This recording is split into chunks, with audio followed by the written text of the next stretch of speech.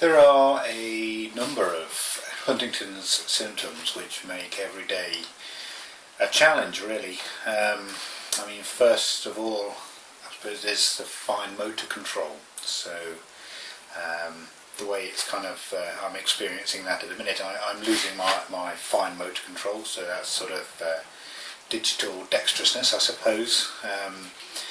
And but it's not all the time, so I'll find that I'll be moving a cup around, perhaps taking a drink, something like that, and then I'll suddenly, my fingers don't necessarily respond the way I expect them to, and essentially I'll drop whatever I'm holding.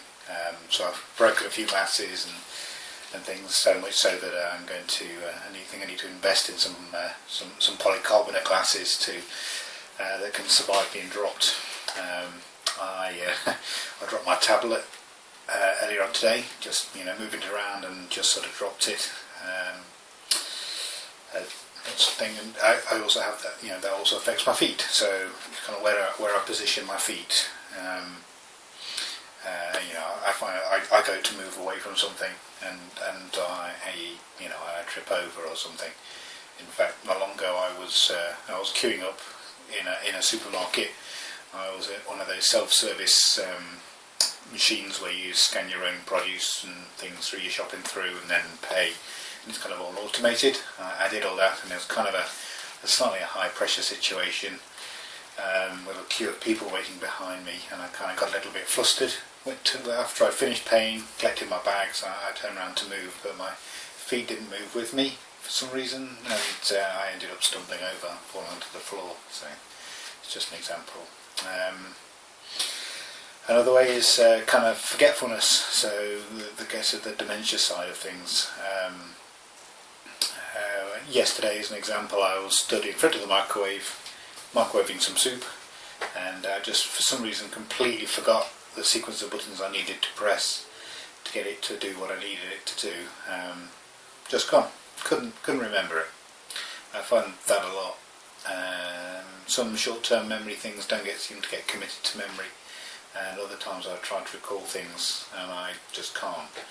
And that's been probably quite a big shock for me, because kind of all my life I've had quite a good memory, I think, and I think a lot of my success in work and as a student prior going into work, I kind of benefited from my success. So from my memory rather. Here we go. And yes, suddenly not being able to recall things at will is quite a shock to the system. So next is something. It's kind of it's because it's similar to forgetfulness, but I think you might have noticed it. Then I quite frequently get a kind of stop.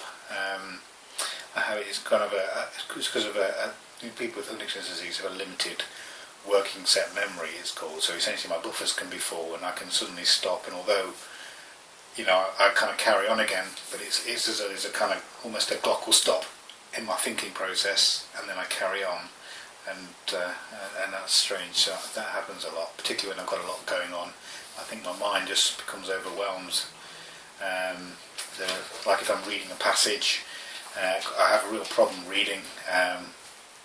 So much so that I've moved over to audiobooks. I consume a lot of audiobooks these days, but I can't. I just read through the passage, and I get a slight interruption, and I forget, and I have to keep rereading and rereading and rereading the same bits.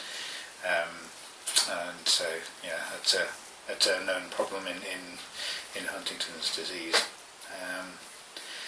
And then I suppose you kind of the tremors side of things. I seem to be all right a lot of the time, but sometimes my hands will sort of go into a bit of a spasm, and I have to sort of stretch them out and kind of regain control over them, I suppose.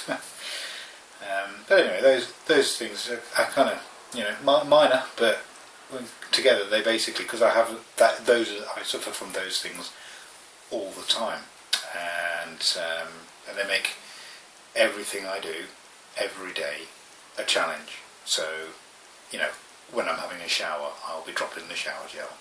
I will be forgetting to wash part of my body for some bizarre reason, or I will I'll be trying to make a decision, you know, whether that's at work and it's a technical decision, or it's at home and it's what to, you know, how long to microwave something for, and I can struggle with that, or it can make it take, you know, it can take a lot longer. Everything takes a lot longer now, whether it's getting dressed, getting ready, you know, or driving, or making decisions, or, you know, deciding what to wear, deciding, I'm trying to make a judgment call on something at work, which I would normally, you know, is part of the course, and, you know, it's interesting.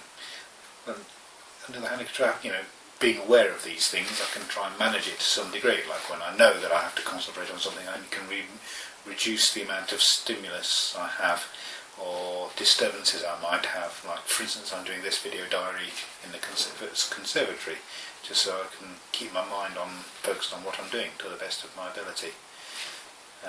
So I guess, like with many things, it's all around managing the situation, being aware of what your limitations and constraints are, and working around or within those.